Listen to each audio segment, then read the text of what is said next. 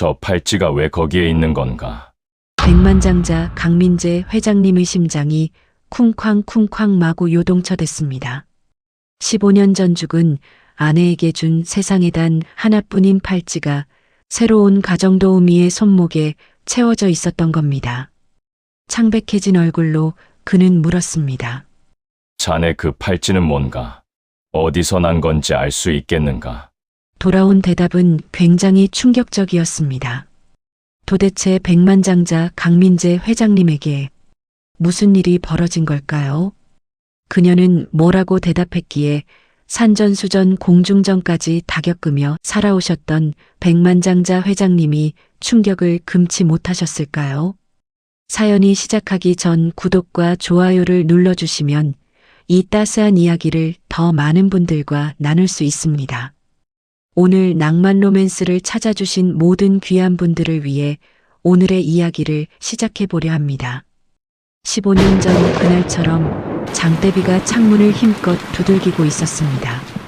서울 평창동 언덕 위 5만 평이 넘는 대지에 자리 잡고 있는 광활한 대저택의 응접실은 일제히 고요했습니다.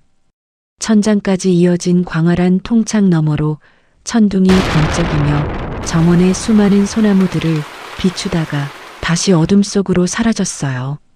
백만장자 강민재 회장님은 홀로 수십억 원을 호가하는 최고급 가죽 소파에 앉아 있었습니다. 66의 나이답지 않게 꼿꼿한 자세였지만 깊게 파인 주름과 백발이 그가 견뎌온 세월을 말해주고 있었죠. 탁자 위에는 스위스에서 최정상 장인에게 힘들게 공수한 50년산, 수억 원의 꼬냑이 은은한 금빛을 내며 최고급 크리스털 잔에 담겨 있었어요. 백만장자 강 회장님은 잔을 들어 올렸다가 입술에 대지도 못하고 다시 내려놓았습니다. 빗소리가 점점 거세지면서 그의 머릿속에는 15년 전 그날 밤의 소리들이 겹쳐 들렸어요. 구급차 사이렌 소리, 의사의 냉정한 목소리, 그리고 끊임없이 울려대던 심전도 기계의 긴 신호음까지. 백만장자 강 회장님은 눈을 질끈 감고 고개를 저었지만 한 번 떠오른 기억은 쉽게 사라지지 않았습니다. 그의 손가락이 미세하게 떨리고 있었어요. 탁자 한편에 놓인 은색 액자의 사진이 희미한 조명 아래 그를 바라보고 있었습니다. 환하게 웃고 있는 젊은 시절의 자신과 아내가 카메라를 향해 행복하게 미소 짓고 있었어요. 사진 속 아내는 왼손을 들어 보이며 손목의 팔찌를 자랑스럽게 보여주고 있었죠. 백금에 새겨진 작은 매듭 문양과 중앙의 사파이어가 햇빛을 촉촉히 받아 반짝이던 순간이었습니다. 민재는 사진 속 아내의 손목을 손가락으로 쓸어내렸어요. 유리 표면이 차갑게 느껴졌습니다. 당신과 보낸 30년이 꿈만 같아요. 민재의 목소리가 떨렸어요. 15년을 혼자 살았는데 아직도 당신이 옆에 있는 것 같습니다. 똑똑. 노크 소리가 정적을 깼습니다. 회장님, 박 실장입니다. 중후한 목소리가 문 밖에서 들렸어요. 민재는 순간적으로 표정을 바꿨습니다. 감상에 젖어 있던 모습은 온데간데없고 날카롭고 냉철한 대기업 총수의 얼굴로 돌아왔어요. 들어오시죠. 그의 목소리는 단호했습니다. 박 실장이 들어와 정중하게 고개를 숙였어요. 50대 중반의 박 실장은 민재를 20년 넘게 보좌해온 충직한 비서였죠. 죄송합니다, 회장님. 늦은 시간에 찾아뵙게 되어서요. 급히 결제받아야 할 서류가 있습니다. 민재는 의자를 돌려 박 실장을 정면으로 바라봤어요. 그 짧은 순간에 그의 눈빛은 완전히 변해 있었습니다. 말씀하시죠. 해외 자회사 합병건입니다. 경쟁사에서 먼저 움직이고 있습니다. 박 실장이 태블릿을 꺼내 보고를 시작했어요. 민재는 단 몇 분 만에 상황을 파악하고 지시를 내렸습니다. 내일 아침 7시에 긴급 임원회의를 소집하고 법무팀에는 계약서를 다시 한번 검토시키세요. 우리가 먼저 선수를 쳐야 합니다. 그의 목소리는 군더더기 없이 명확했고 판단은 신속했어요. 박 실장이 나간 후 민재는 다시 홀로 남겨졌습니다. 방금 전에 카리스마 넘치는 모습은 사라지고 다시 공허한 표정이 얼굴을 덮었어요. 그는 천천히 일어나 응접실을 나와 복도를 걸었습니다. 대리석 바닥이 그의 구두 소리를 메아리처럼 울렸어요. 식당에 들어서자 이미 저녁 식사가 준비되어 있었습니다. 20명은 앉을 수 있는 거대한 호두나무 테이블 위에 은식기들이 반짝이고 있었고 주방장이 정성스럽게 준비한 3코스 요리들이 차례로 놓여 있었어요. 프랑스산 트러플 리소또, 호주산 와규 스테이크, 지중해산 랍스터까지. 하지만 그 모든 화려함 속에서 민재는 홀로 앉아 있었습니다. 집사가 와인을 따르려 하자 민재는 손을 들어 제지했어요. 혼자 먹겠습니다. 모두 나가보세요. 그는 은수저를 들어 몇 번 음식을 입에 넣었지만 제대로 씹지도 못하고 내려놓았습니다. 미슐랭 3스타 출신 주방장의 요리였지만 그의 입에서는 아무 맛도 느껴지지 않았어요. 결국 한숨을 내쉬며 자리에서 일어났습니다. 테이블 위에 남겨진 음식들이 그의 공허함을 더욱 부각시켰어요. 민재는 2층 서재로 올라갔습니다. 창밖에 비는 여전히 거세게 내리고 있었고 번개가 칠 때마다 정원의 분수대가 순간적으로 모습을 드러냈다가 사라졌어요. 그는 책상 서랍을 열고 낡은 다이어리를 꺼냈습니다. 거기에는 아내의 이름 이수진과 함께 2009년 3월 18일 사망이라고 적혀 있었어요. 그 아래에는 수백 개의 날짜와 메모들이 빼곡히 적혀 있었습니다. 모두 그가 아내를 그리워하며 보낸 날들의 기록이었죠. 밖에서 천둥이 크게 울렸습니다. 민재는 창문에 비친 자신의 모습을 바라봤어요. 거기에는 모든 것을 가졌지만 정작 가장 소중한 것을 잃어버린 한 남자가 서 있었습니다. 대한민국 10대 재벌 중 하나인 대성그룹의 총수 2,000명의 직원을 거느린 회장. 그러나 동시에 15년째 죽은 아내를 그리워하는 남편이 거기 있었어요. 그때 그의 휴대전화가 울렸습니다. 화면에는 강지은이라는 이름이 떠올랐어요. 그의 여동생이었죠. 민재는 잠시 망설이다가 전화를 받았습니다. 오빠 아직 안 주무세요. 지은의 목소리는 걱정하는 듯 하면서도 어딘가 계산적인 느낌이 있었어요. 무슨 일입니까? 민재는 짧게 물었습니다. 내일 이사회 준비는 다 하셨어요. 오빠 요즘 너무 무리하시는 것 같아서 걱정돼요. 건강이 안 좋으시다는 말도 있던데요. 지은의 말에는 가시가 숨어 있었어요. 제 건강은 제가 알아서 할 테니 신경 쓰지 마세요. 민재는 차갑게 대답했습니다. 전화를 끊은 후 민재는 다시 아내의 사진을 바라봤어요. 사진 속 행복했던 시절은 너무나 멀게만 느껴졌습니다. 빗소리는 점점 더 거세지고 있었고 그의 외로움도 함께 깊어져 가고 있었어요. 거대한 저택 안에서 그는 완전히 혼자였습니다. 다음 날 아침 9시 민재는 강남의 최고급 병원 특실에 도착했어요. 매달 정기 검진을 받는 곳이었지만 오늘은 달랐습니다. 최근 들어 자주 느껴지는 가슴 통증 때문에 주치의가 정밀 검사를 권했던 거예요.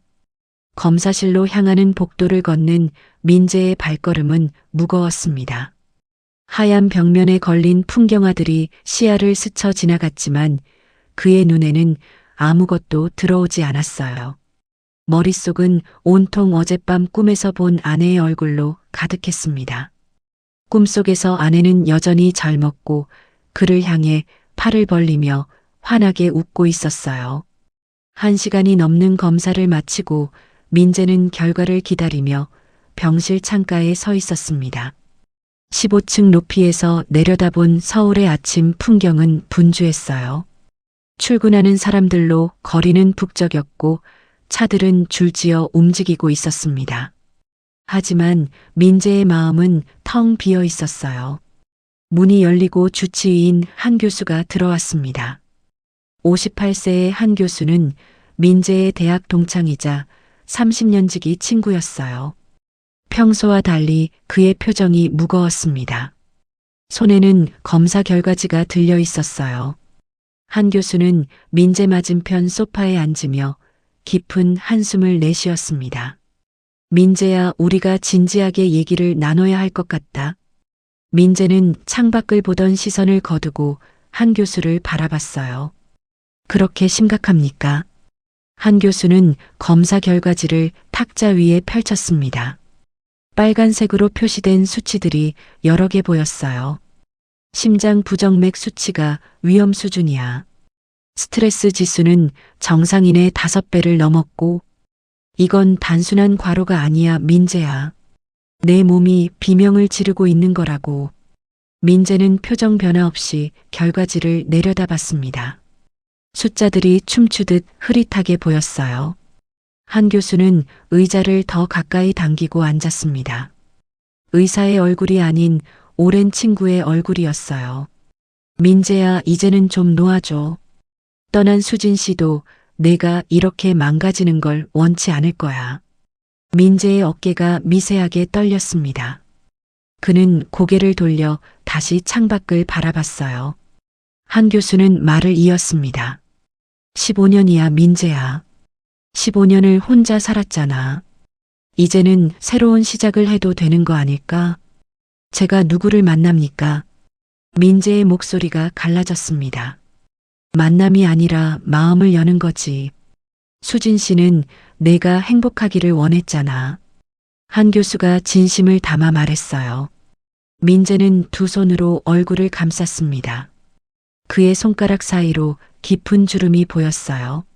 한 교수는 잠시 침묵하다가 조심스럽게 입을 열었습니다. 민재야, 내가 정말 하고 싶은 말은 이거야. 과거에만 갇혀 있으면 현재를 놓치게 돼. 민재가 손을 내리고 친구를 바라봤습니다. 무슨 의미입니까? 삶은 계속되잖아. 아직 끝나지 않았어. 한 교수의 눈빛이 따뜻했습니다. 민재는 대답하지 않았습니다. 하지만 그의 눈빛에 미묘한 변화가 있었어요. 완전히 닫혀있던 문에 작은 틈이 생긴 것 같은 그런 느낌이었죠. 한 교수는 처방전을 작성하며 말했습니다. 약은 임시 방편일 뿐이야. 진짜 치료는 내 마음이 열릴 때 시작되는 거지. 민재는 감정적인 대화를 피하려는 듯 화제를 돌렸습니다. 병원에 새로운 의료 장비가 필요하다고 들었는데요. 제가 기부하겠습니다. 한 교수는 쓴웃음을 지었어요. 또 그렇게 돈으로 해결하려고 하는구나. 그냥 도움이 되고 싶을 뿐입니다. 민재의 목소리가 작아졌습니다. 병실을 나서는 민재의 뒷모습을 바라보며 한 교수는 혼잣말을 했어요. 부디 늦기 전에 깨달았으면 좋겠는데. 엘리베이터 안에서 민재는 한 교수의 말을 곱씹어 봤습니다. 과거에만 갇혀 있으면 현재를 놓친다. 그 말이 가슴 깊은 곳을 찔렀어요. 엘리베이터 거울에 비친 자신의 모습이 낯설게 느껴졌습니다. 언제부터 이렇게 늙어버린 걸까요? 병원을 나서자 봄볕이 따뜻하게 내리쬐고 있었어요. 민재는 잠시 걸음을 멈추고 하늘을 올려다봤습니다. 구름 한 점 없는 맑은 하늘이었어요. 15년 만에 처음으로 아주 작게나마 무언가 변할 수도 있다는 생각이 들었습니다. 병원을 나온 민재는 곧장 회사 본사로 향했어요.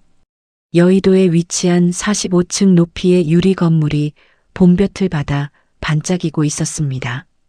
건물 앞에는 이미 박 실장이 기다리고 있었어요. 회장님, 이사회가 2시로 예정되어 있습니다. 박 실장이 서류 가방을 건네며 말했습니다. 민재는 고개를 끄덕이고 건물 안으로 들어갔어요. 로비를 지나는 순간 직원들이 일제히 인사를 했지만 그는 짧은 눈인사로만 답했습니다. 엘리베이터가 최상층 회의실에 도착하자 이미 이사진들이 모여 있었어요. 회의실 문이 열리자 모든 시선이 민재에게 집중됐습니다. 그의 여동생 지은도 그곳에 있었어요. 46살의 지은은 날카로운 눈매와 단정한 차림새로 오빠를 바라보고 있었습니다. 오빠 안색이 안 좋으신데 괜찮으세요? 지은의 목소리에는 걱정보다는 계산이 묻어났어요. 민재는 대답 대신 회의를 시작했습니다. 지난 분기 실적 보고부터 듣겠습니다. 회의는 2시간 동안 이어졌어요. 민재는 압도적인 카리스마로 회의를 주도했습니다. 복잡한 숫자들을 순식간에 파악하고 문제점을 정확히 짚어냈어요. 하지만 지은은 기회를 놓치지 않았습니다. 오빠 최근 건강이 좋지 않으시다는 소문이 있던데요. 회사의 미래를 위해서라도 건강 관리를 하셔야 하지 않을까요? 지은이 은근히 다른 이사들을 둘러보며 말했어요. 회의실에 긴장감이 흘렀습니다. 몇몇 이사들이 수군거리기 시작했어요. 민재는 차가운 눈빛으로 지은을 바라봤습니다. 제 건강은 제가 관리하겠습니다. 회사 경영에는 아무 문제 없으니 걱정하지 마세요. 그의 목소리는 단호했습니다. 한편 서울 외곽의 낡은 빌라촌에서는 전혀 다른 풍경이 펼쳐지고 있었어요. 29살의 한서연이 새벽부터 일어나 오빠의 아침을 준비하고 있었습니다. 부엌은 좁고 낡았지만 깨끗하게 정돈되어 있었어요. 오빠 일어나요. 아침 다 됐어요. 서연이 방문을 두드리며 말했습니다. 21살의 한우진이 천천히 방에서 나왔어요. 휠체어를 타고 있었습니다. 다리가 불편했지만 얼굴에는 밝은 미소가 있었어요. 누나 오늘도 시장 가요? 우진이 물었습니다. 응, 오늘은 채소 경매가 있는 날이야. 좋은 물건 싸게 사와야지. 서연이 밝게 대답했어요. 아침을 먹은 후 서연은 우진을 복지관 셔틀버스에 태우고 자신은 전통시장으로 향했습니다. 시장은 이미 상인들로 북적이고 있었어요. 서연은 좌판상들을 돌아다니며 물건 값을 흥정했습니다. 싱싱한 채소를 보는 눈이 예리했고 가격 흥정도 능숙했어요. 옆 가게 아주머니가 감탄했습니다. 서연아, 너는 정말 대단해. 이 나이에 오빠 모시고 이렇게 억척스럽게 사니 말이야. 서연은 쓴웃음을 지었어요. 오빠가 저를 키워줬는데 이 정도는 당연한 거죠. 하지만 오후에 복지관에서 전화가 왔습니다. 서연 씨, 우진 씨가 갑자기 쓰러지셔서 병원으로 옮겼습니다. 서연은 손에 들고 있던 채소를 떨어뜨리고 달려갔어요. 병원에 도착했을 때 우진은 침대에 누워 있었습니다. 의사가 심각한 표정으로 말했어요. 척수 손상 부위가 악화되고 있습니다. 수술이 필요한데 비용이 4천만 원 정도 듭니다. 서연은 머리가 하얗게 변했어요. 4천만 원이라니. 집으로 돌아온 서연은 식탁 위에 쌓인 청구서들을 보며 눈물을 흘렸습니다.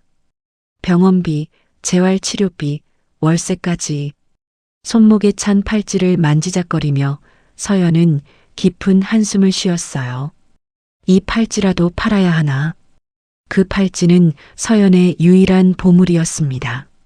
어렸을 때 교통사고로 부모님을 잃고 고아원에 갈 뻔했을 때 우진 오빠가 자신을 데려와 키워줬어요. 그때 우진 오빠가 어머니의 유품이라며 건네준 것이 바로 이 팔찌였습니다. 백금에 매듭 문양이 새겨져 있고 중앙에 작은 사파이어가 박혀 있었어요. 엄마가 널 위해 남긴 거야. 절대 잃어버리면 안 돼. 우진 오빠가 그렇게 말했던 게 기억났습니다. 하지만 지금은 오빠의 수술이 더 급했어요.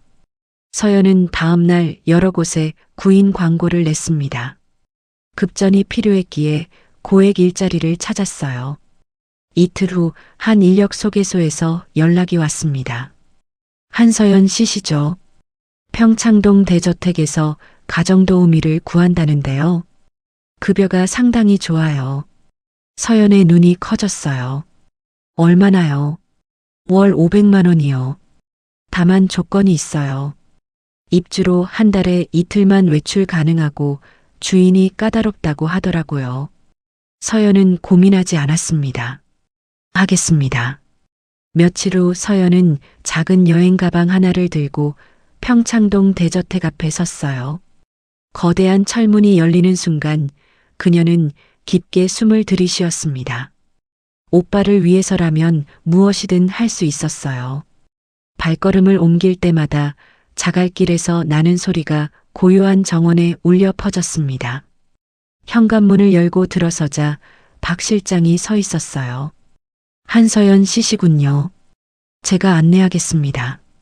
박 실장은 무뚝뚝하게 서연을 안내했습니다. 이쪽이 당신이 쓸 방입니다.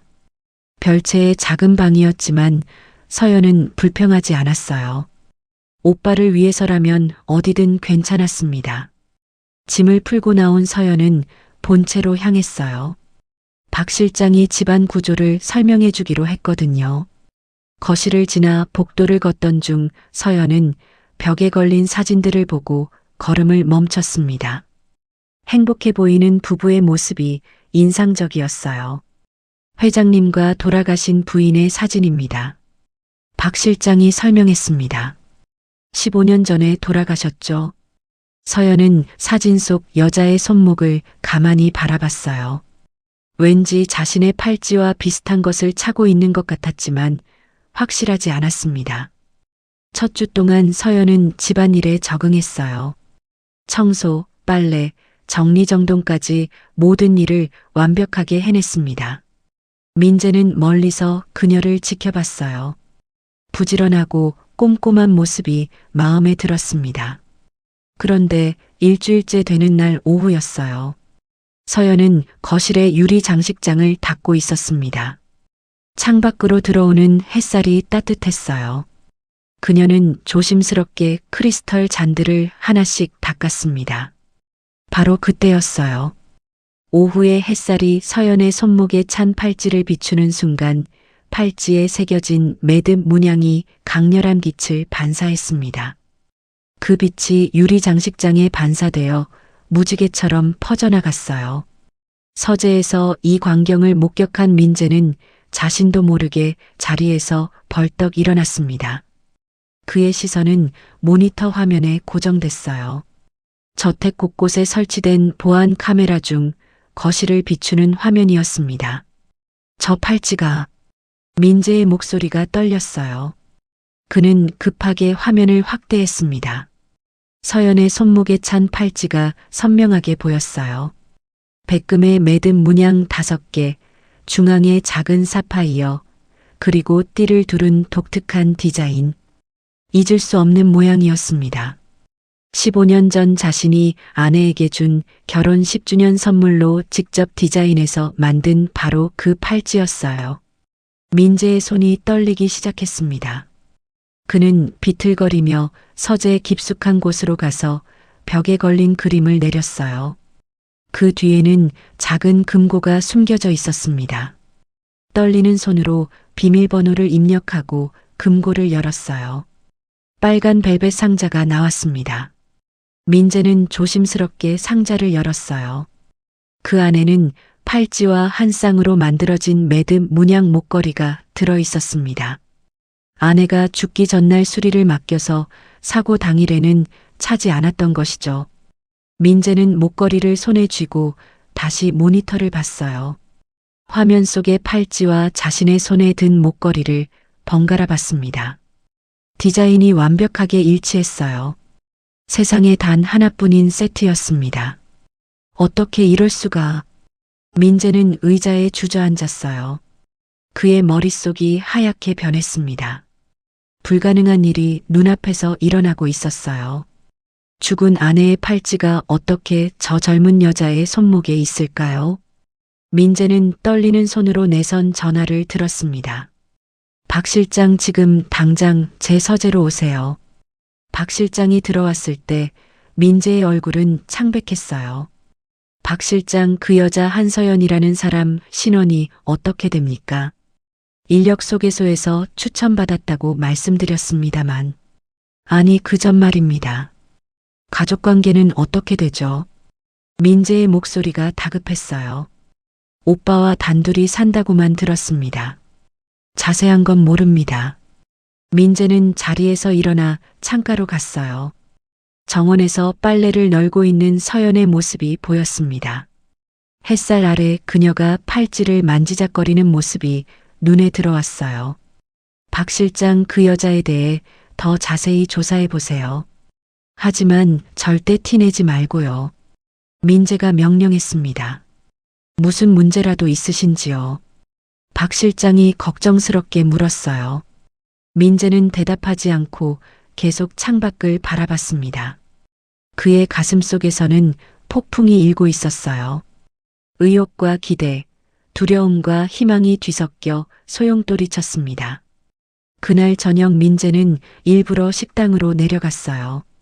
평소에는 서재에서 혼자 먹던 그였지만 서연을 더 자세히 관찰하고 싶었던 겁니다. 회장님, 저녁 준비됐습니다. 서연이 공손하게 인사했어요. 민재는 서연의 얼굴을 자세히 들여다봤습니다. 이목구비를 하나하나 살펴봤어요. 아내와 닮은 구석은 없었습니다. 하지만 팔찌는 분명했어요.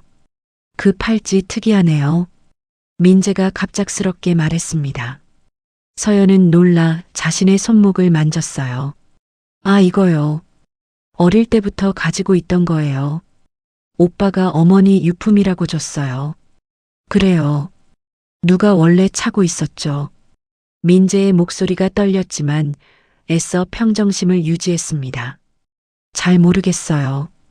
저는 부모님을 어렸을 때 여의었거든요. 서연이 어색하게 웃었어요. 민재는 더 이상 묻지 않았습니다.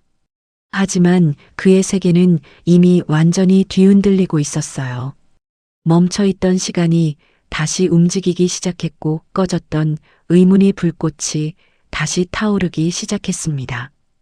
이제 그에게는 확인해야 할 진실이 생긴 것이에요. 다음 날 아침 민재는 박 실장으로부터 보고를 받았습니다. 회장님, 한서연 씨를 조사했습니다. 박 실장이 서류를 내밀었어요. 민재는 긴장한 채 서류를 받아들었습니다. 거기에는 서연의 학교 기록과 주민등록 정보가 있었어요. 부모님은 18년 전 교통사고로 돌아가셨고 오빠 한우진 씨가 그녀를 키웠다고 나와 있었습니다. 민재의 가슴이 빠르게 뛰기 시작했어요. 그 오빠는 어떻게 팔찌를 갖게 된 겁니까? 박 실장이 서류를 넘겼습니다. 거기에는 놀라운 내용이 있었어요.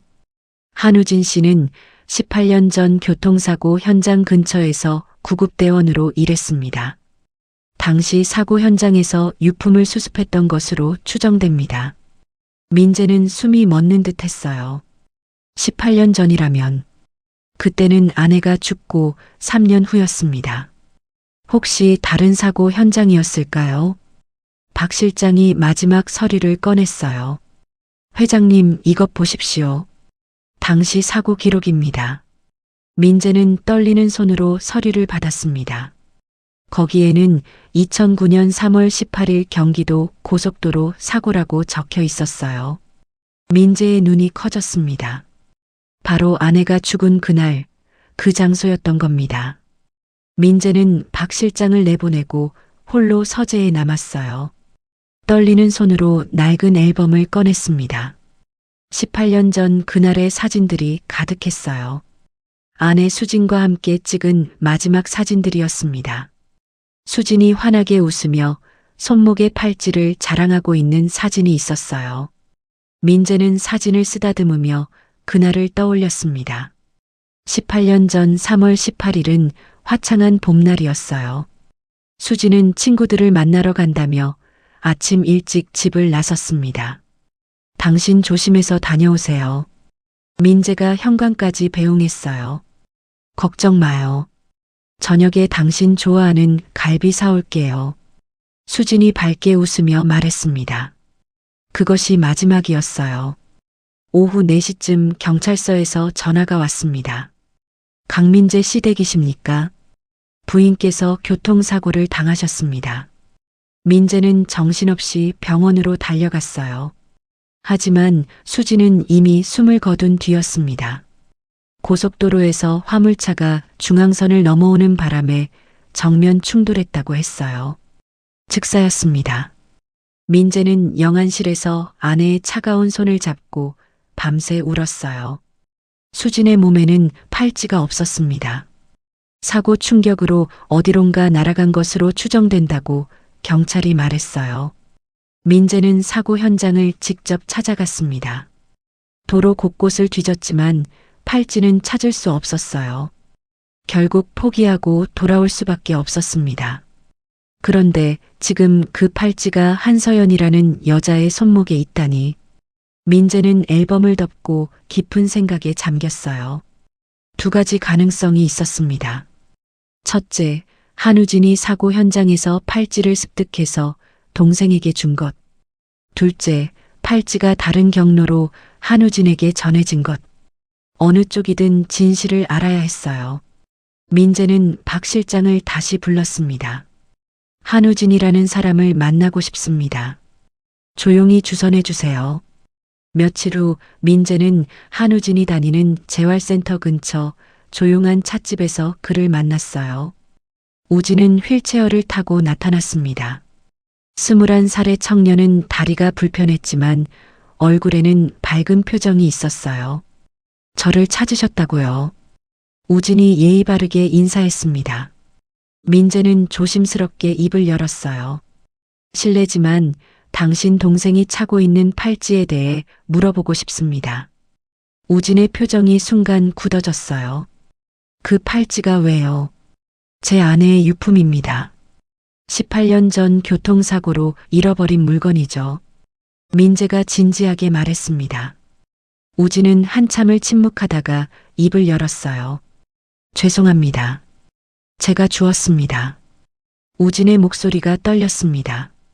18년 전 저는 구급대원 보조로 일하고 있었어요. 그날 사고 현장에 출동했는데 도로 옆 풀숲에서 팔찌를 발견했습니다. 민재는 숨을 참고 들었어요. 경찰에 신고해야 했는데 그러지 못했습니다. 당시 제 여동생이 부모님을 잃고 너무 힘들어했거든요. 엄마를 그리워하며 매일 울었어요. 그래서 이 팔찌를 엄마의 유품이라고 거짓말하며 줬습니다. 우진이 고개를 숙였어요. 정말 죄송합니다. 돌려드리겠습니다. 민재는 복잡한 감정에 휩싸였습니다. 분노해야 할까요? 이해해야 할까요? 우진의 얼굴에는 진심 어린 미안함이 가득했어요. 당신 동생은 그 팔찌가 훔친 것인 줄 모르겠군요. 네. 절대 말하지 않았습니다. 서연이는 그게 진짜 엄마 유품이라고 믿고 있어요. 민재는 한참을 생각하다가 말했습니다. 팔찌는 돌려받고 싶습니다. 하지만 당신 동생에게는 진실을 말하지 않겠습니다. 대신 조건이 있습니다. 우진이 고개를 들었어요. 당신 동생을 제 집에서 계속 일하게 해주세요. 그리고 당신의 수술비는 제가 대겠습니다. 우진의 눈이 커졌습니다. 왜 그렇게까지 하시는 겁니까?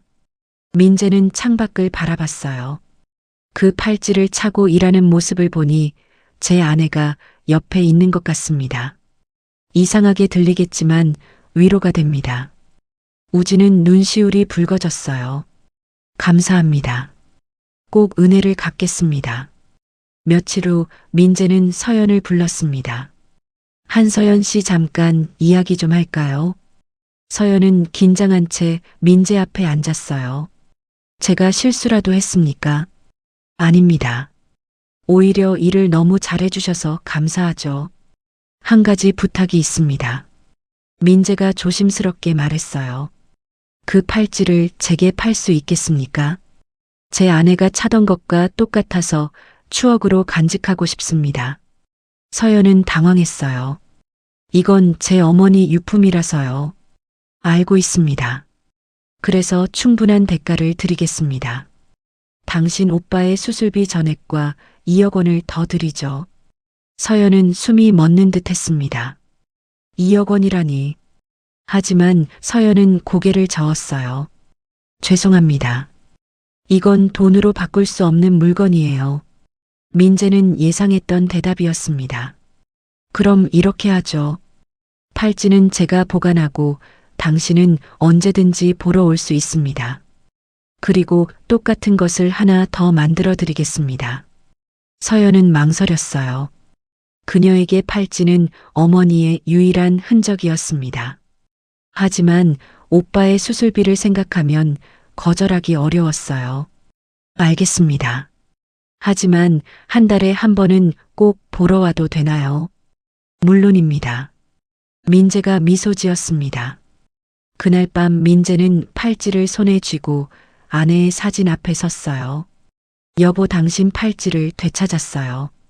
18년 만에요. 눈물이 흘러내렸습니다. 기쁨과 슬픔이 뒤섞인 복잡한 감정이었어요. 하지만 동시에 묘한 평온함도 느껴졌습니다. 팔찌를 통해 아내와 다시 연결된 것 같았어요. 그 후로 몇 주가 지났습니다. 서연은 민재의 집에서 성실하게 일했어요. 민재는 서연을 대할 때마다 묘한 감정을 느꼈습니다. 아내의 팔찌를 차던 사람이라는 사실 때문이었을까요? 어느 날 저녁 민재는 서재에서 일하다가 갑자기 가슴 통증을 느꼈어요.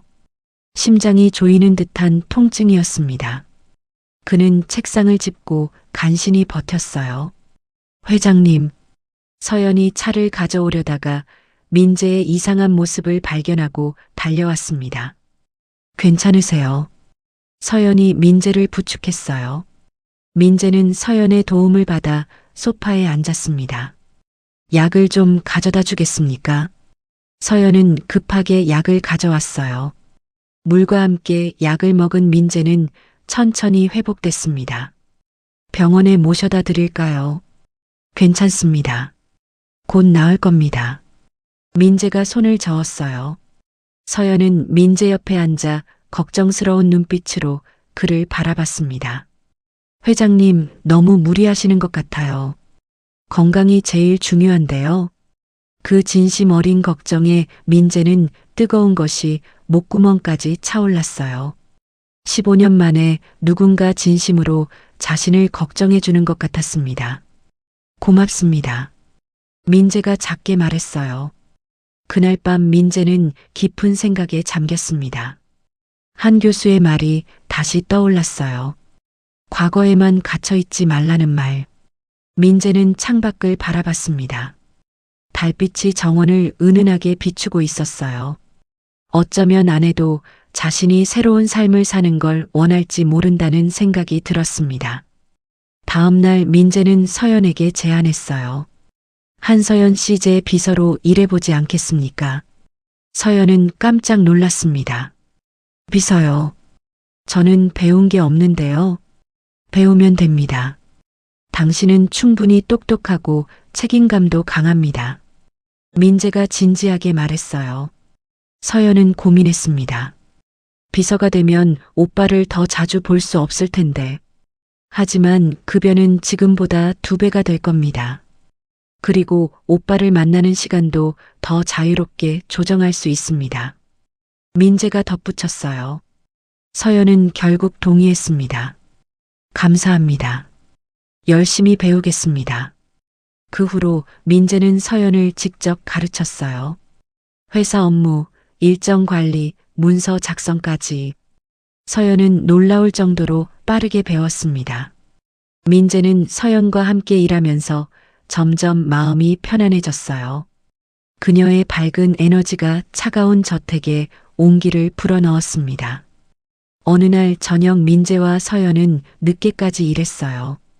중요한 계약서를 검토하느라 시간 가는 줄 몰랐습니다.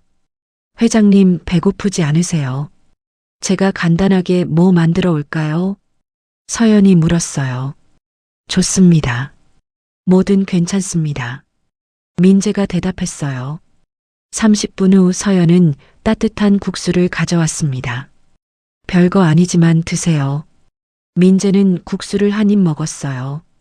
소박하지만 따뜻한 맛이었습니다. 맛있네요. 서연이 옆에 앉아 함께 먹었어요. 두 사람은 말없이 식사를 했습니다. 창밖에는 별이 빛나고 있었어요. 민재는 문득 이런 평범한 순간이 얼마나 소중한지 깨달았습니다. 화려한 레스토랑의 고급 요리보다 이렇게 함께 나눠 먹는 국수 한 그릇이 더 따뜻했어요. 한서연 씨, 민재가 조심스럽게 불렀습니다. 네, 회장님. 감사합니다. 당신 덕분에 이 집이 따뜻해진 것 같습니다. 서연은 쑥스럽게 웃었어요. 제가 한 게 뭐 있다고요. 그날 밤 민재는 오랜만에 편안하게 잠들었습니다. 악몽도 없었고 가슴 통증도 없었어요. 15년 만에 처음으로 평온한 밤이었습니다. 하지만 민재의 여동생 지은은 이런 변화를 곱게 보지 않았어요. 오빠가 한서연이라는 여자에게 점점 더 의지하는 모습이 마음에 들지 않았습니다. 어느 날 지은은 민재를 찾아왔어요. 오빠, 그 여자 누구예요? 왜 비서로까지 쓰세요? 능력이 있어서 그렇습니다. 민재가 차갑게 대답했어요. 혹시 오빠 그 여자한테 마음이 있으신 거 아니에요? 지은이 직설적으로 물었습니다. 민재는 잠시 침묵했어요. 모르겠습니다. 다만 그 사람과 함께 있으면 마음이 편합니다. 오빠 형수님 돌아가신 지 겨우 15년밖에 안 됐어요. 벌써 다른 여자를 생각하시면 어떡해요? 지은이 나를 세웠습니다. 민재는 한숨을 쉬었어요. 수진이도 제가 행복하기를 원할 겁니다. 평생 혼자 살라고 하지 않았을 거예요. 지은은 더 이상 말하지 않고 나갔습니다.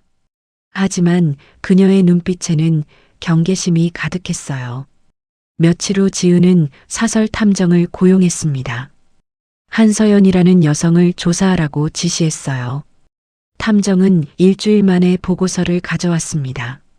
한서연 씨는 평범한 배경을 가진 여성입니다. 특이한 점은 없습니다. 지은은 실망했어요. 뭔가 문제가 있을 줄 알았는데. 하지만 한 가지 흥미로운 사실이 있습니다. 탐정이 서류를 꺼냈어요. 그녀가 차고 있던 팔찌가 강민재 회장의 돌아가신 부인 것과 동일한 물건입니다. 지은의 눈이 번쩍 뜨였습니다. 그게 무슨 말이에요? 탐정은 사진을 보여줬어요. 이건 18년 전 부인께서 차고 계시던 팔찌 사진이고 이건 한서연 씨가 최근까지 차고 있던 팔찌입니다. 디자인이 완전히 일치합니다. 지은은 서류를 움켜쥐었어요. 뭔가 수상한 냄새가 났습니다. 그녀는 즉시 민재를 찾아갔어요. 오빠, 이거 보세요. 지은이 사진들을 책상 위에 펼쳤습니다. 민재는 당황했지만 애써 평정심을 유지했어요. 알고 있습니다. 알고 계셨어요. 그럼 어떻게 된 건데요? 민재는 한숨을 쉬며 진실을 말했습니다. 수진이가 죽을 때 잃어버린 팔찌를 한서연의 오빠가 주었던 겁니다. 저는 그걸 되찾았고요. 그럼 왜 그 여자를 계속 옆에 두세요? 민재는 창밖을 바라봤어요. 그 팔찌를 보면 수진이가 생각나서 위로가 됐습니다. 그런데 이제는 한서연 그 사람 자체가 위로가 되더군요. 지은은 할 말을 잃었어요. 오빠의 얼굴에서 15년 만에 처음으로 평화로운 표정을 봤기 때문입니다. 지은은 결국 물러섰습니다. 오빠가 행복하시다면 뭐 저야 뭐라 하겠어요. 하지만 그녀의 마음속에는 여전히 불안감이 남아 있었어요. 봄이 지나고 여름이 왔습니다. 서연은 민재의 비서로서 완벽하게 일했어요. 회사 사람들도 그녀의 능력을 인정했습니다.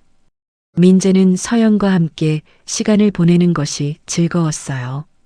일할 때는 똑 부러지게 일하고 쉴 때는 따뜻한 미소를 보이는 그녀가 좋았습니다. 어느 여름날 저녁 민재는 서연에게 제안했어요. 오늘은 일찍 끝났으니 저녁이나 같이 할까요?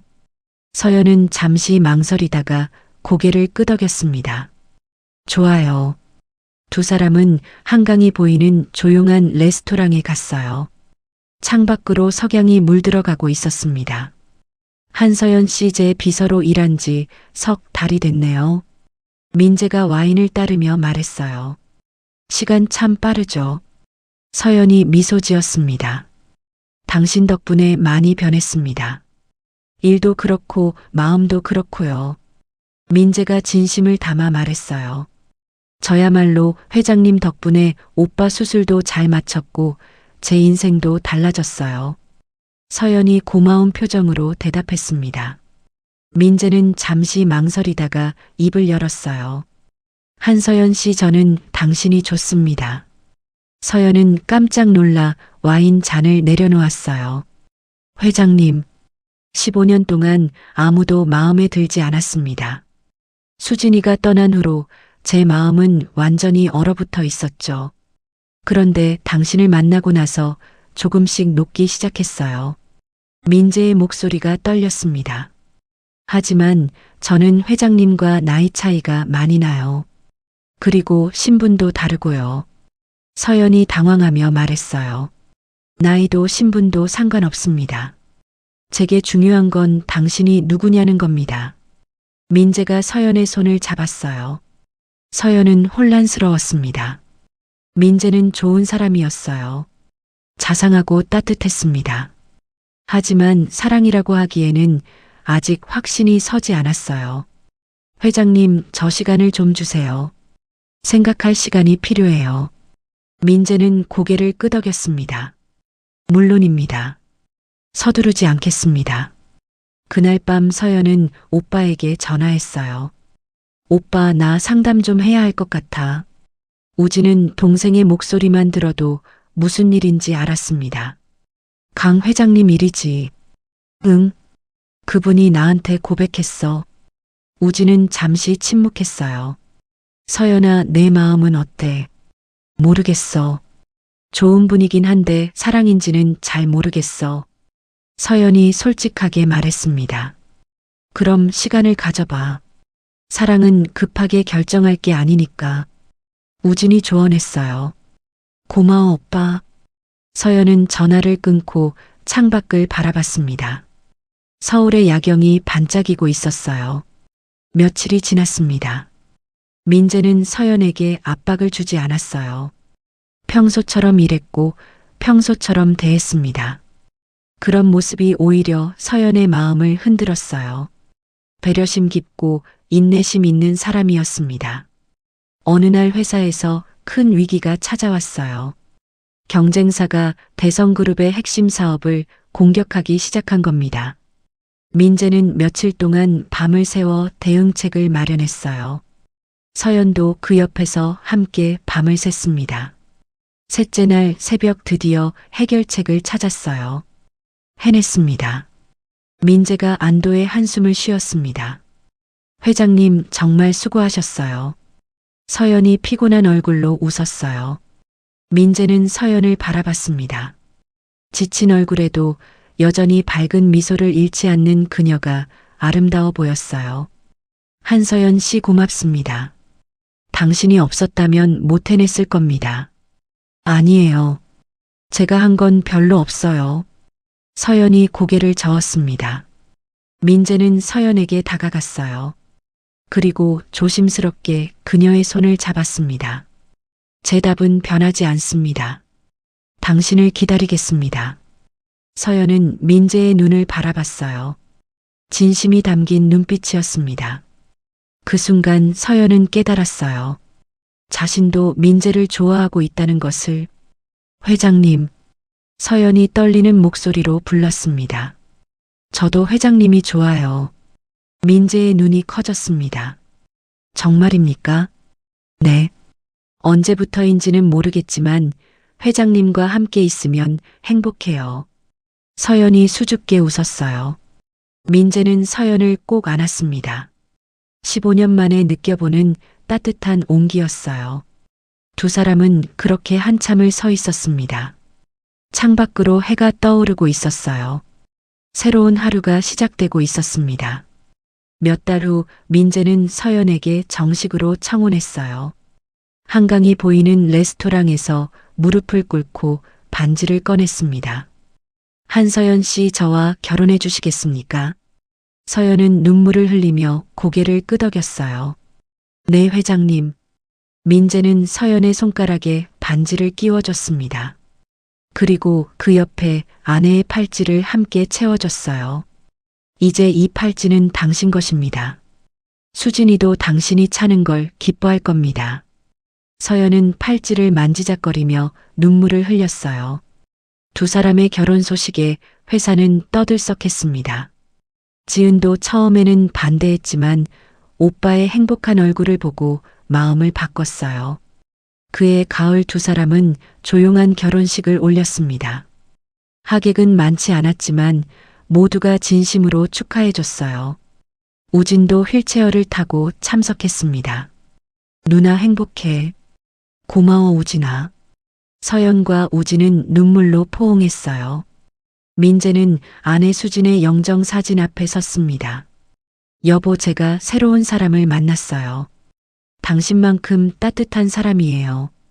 축복해 주세요. 그의 눈에서 눈물이 흘렀습니다. 하지만 이번에는 슬픔의 눈물이 아니라 감사의 눈물이었어요. 결혼식이 끝나고 민재와 서연은 평창동 저택으로 돌아왔습니다. 저택은 더 이상 차갑고 외로운 곳이 아니었어요. 서연의 웃음소리가 복도에 울려 퍼지고 따뜻한 음식 냄새가 주방에서 났습니다. 민재는 거실 소파에 앉아 서연이 차를 내오는 모습을 바라봤어요. 여보, 뭐 생각해요? 서연이 물었습니다. 행복하다는 생각이요.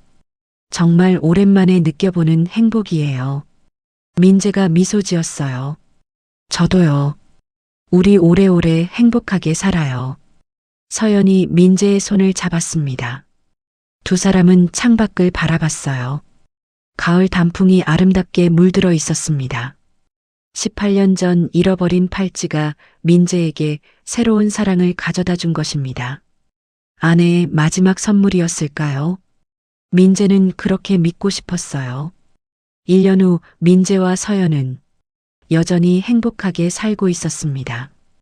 회사는 더욱 성장했고 우진의 재활도 순조로웠어요. 어느 봄날 서연은 민재에게 특별한 소식을 전했습니다. 여보, 제가 임신했어요. 민재는 깜짝 놀라 서연을 꼭 안았어요. 정말입니까? 정말이에요. 네. 의사 선생님이 확인해 줬어요. 서연이 행복하게 웃었습니다.